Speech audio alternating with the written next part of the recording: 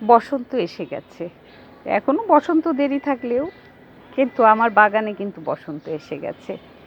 এই যে গোলাপ ঝাড়টা ফুলে ফুলে ভরে উঠেছে, তার মাঝে মাঝে আবার হলুদ চন্দ্রমল্লিকা, কি যে অপূর্ব।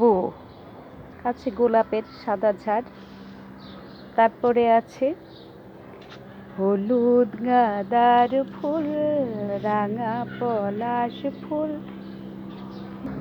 এটা সেই পানামা রোজ, যেটা মাসের পর মাস ফুল ফুটে যাচ্ছে।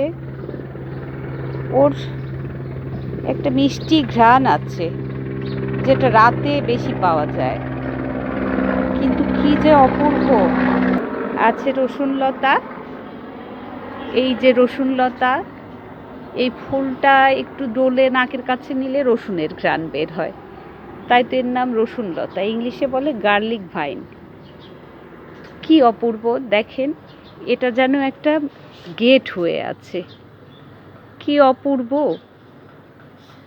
এদের কাছে থাকার একটা আনন্দই আলাদা।